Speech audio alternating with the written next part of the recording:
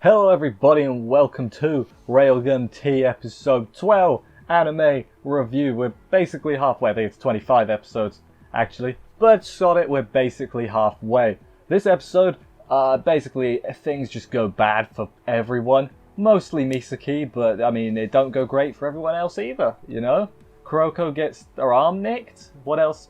Toma and Gunha show up for a very brief amount of time. They don't get screen time. That's how bad it went for them. Yeah, Misaka is still a lightning angel thing. Don't know what to call it, but it's awesome. Yeah, I like this episode. It was mostly Misaki Shogohara, and she's pretty cool. Didn't like seeing her getting choked out though. That was a little bit like, this is dodgy. This not actually, but you know what I'm saying. Anywho, let's jump into the episode and see how it all went down and everything. Let's do this. We open up with Toma basically telling the Gunha, hey, someone else is working on trying to help us out, but I don't know who that is or what they're doing, so we just got to hold Misaka off as long as possible. Good stuff there. Gunha gets like absolutely pimp smacked to the side at one point. It was pretty cool. He's fine though, because he's fine. He's Gunha Sugita. That's what he does. But yeah, then Gensei Kihara is after the limiter code for her exterior to power up. Only Misaki has got this. She's not. Later on she says it's only exists in her brain. So, you know, that's not good. That means you're a target now, Misaki. Meanwhile, Kuroko destroys the clone's camera necklace thing, and then confuses it with a sound grenade because they work like dolphins or bats. Dolphins are echolocation, right? I remember reading that somewhere, so I'm going to assume it's true. Misaki then locks Gensei in a room and then just gasses him, which is a genius strategy. It didn't work, but yeah, of course it works. She has control of the building, basically. However, he can multi-skill, like that woman, whose name I've forgotten. The one that strips off in the first season. The level up lady. I've really forgotten her name. Kiyama? I think it was Kiyama. Her. He's kidnapped some people and he's got Suican ability too, including making circles in walls. That's a good ability. Circle ability. It's probably like displacement or something. They made circles, so they're like perfect circles as well. It was really weird. He basically explains then after that to Misaki. He's telling this too because I mean Misaka hasn't had an important role. I guess being a lightning angel is sort of an important role, but you know what I'm saying. She's not like a character at the moment. She's an antagonist more than a protagonist at the moment. Should just rename the show. Call it Mental Out. Call it I don't know. I can't think of anyone else. Anyway, Accelerator was the only one who could be a stable level 6 and sort of keep some sense of self. So basically, if this thing goes ahead, no matter what else happens, Misaka is done in. Which, I mean, is sort of undermined by the fact that, hey, we know what happens in the future, and we know Misaka is fine, so we know that she's gonna come out of this alive somehow. Which, you know, it does sort of offshoot, lower the tension, I guess, but it's still cool, you know. It's like, oh, it's gonna blow up the city and everything. That's not good. Let's not blow up those cities. Misaki then gets briefly frozen to the wall. What is it? Here's another good question, right? What is it with Misaki and her shirt either coming up really high or like parts of it coming off? They're just like showing Misaki's stomach. It's the stomach, guys. It's definitely the stomach. And then he's gonna stop. So then Gensei, his plan is to stop her from using her ability to block him from getting in using the exterior he's hacked or whatever. Is to make her either unconscious or in so much pain she can't use it. Which is a good plan. He cuts off all the air to her, like in that area, I guess, which is a good plan, so she starts choking. But then he starts ranting about Toma and Gunha. Apparently he knows Toma. I guess all of them people know about the Imagine Breaker. But yeah, then she escapes when he's not looking, which that was kind of a bit of like, come on, man, you're meant to be a proper like evil guy, and you fell for that's villain 101 is don't look away from your enemy. It was a bit of a like, come on, man, you're smarter than that. You're a scientist, for Pete's sake. But no, I mean, in the grand scheme of things, it didn't do too much, but it's worth saying. Basically, then Misaki, after escaping, is having a little bit of a conundrum. She's like, right, if he doesn't get the code, only Misaka dies. So as long as he doesn't get the code, the city's safe, you know, that's a thing. And then she sees some graviton panels and she's like, I can use them for my purposes I have. Second half opens up on Kuroko. She's still searching around for Kozaku. Doesn't take long. Sartan spots her on a camera because she's got to do something, you know. Actually, she's done quite a bit this season, but at the same time done like basically nothing.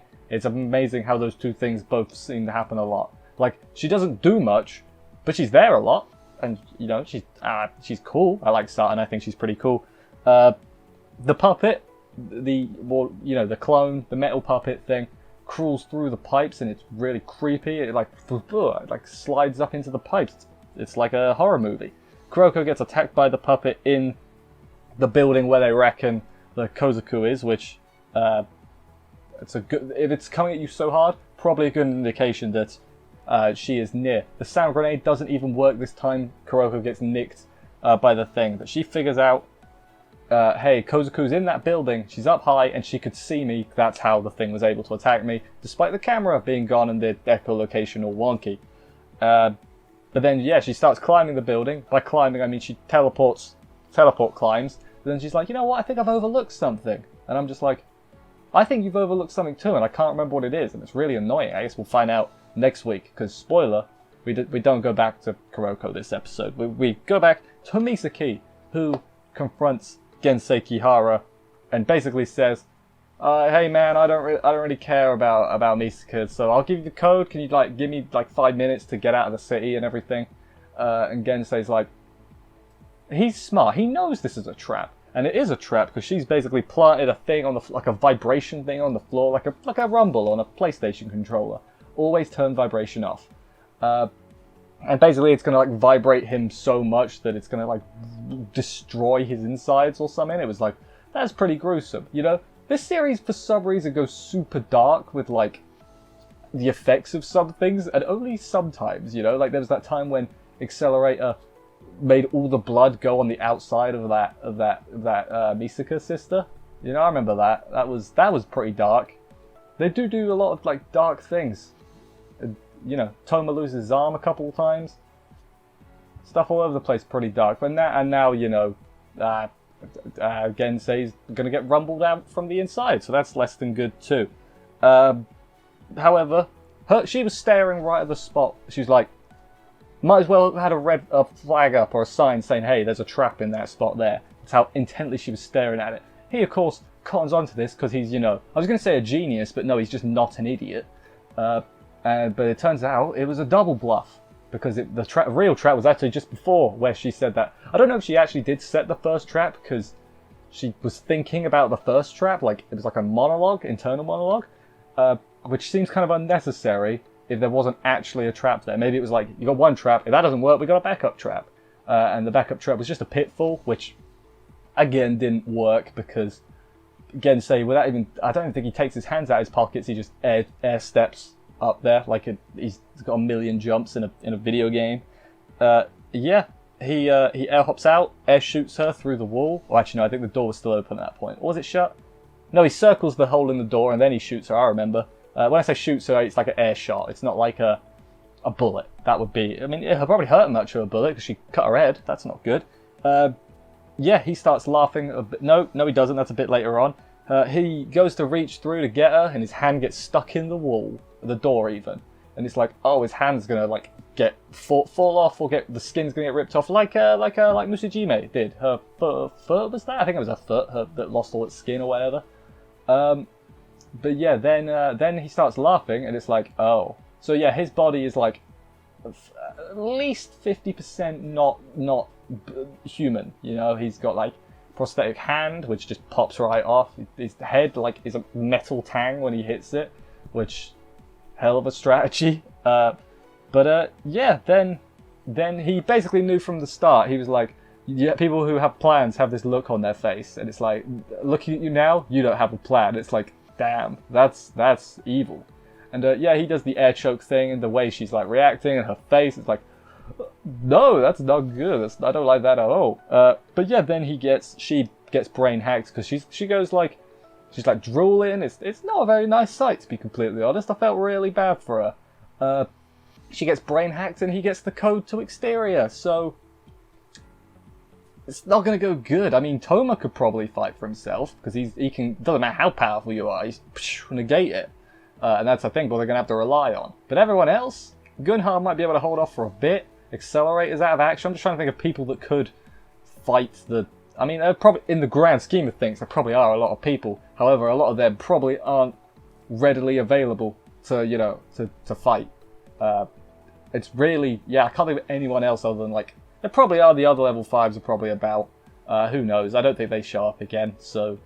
I wouldn't expect that. I would expect Toma to do a Toma thing. Punch. That was the end of the episode, as I don't remember if I said that or not, but it was. Yeah, things going pretty bad for the heroes, you know, across the board. Kuroko is likely going to get smacked around a little bit.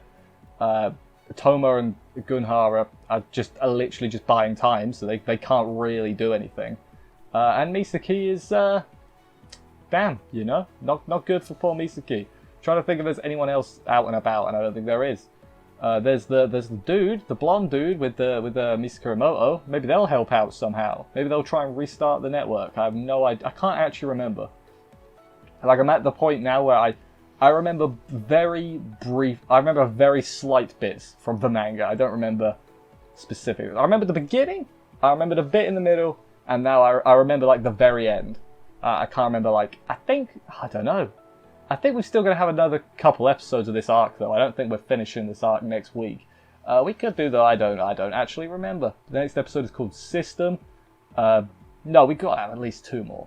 Who knows, anyway. It probably could get delayed the way things are going, and yeah, I mean, it's understandable, but no, this hasn't been delayed yet, so that's good. You know, again. Anyway, ran out of things to talk about, so I decided to wrap up here. Thank you, everybody, for watching this review. I hope you enjoyed it. If you did, please consider subscribing and stuff for more reviews. That would help me out a lot.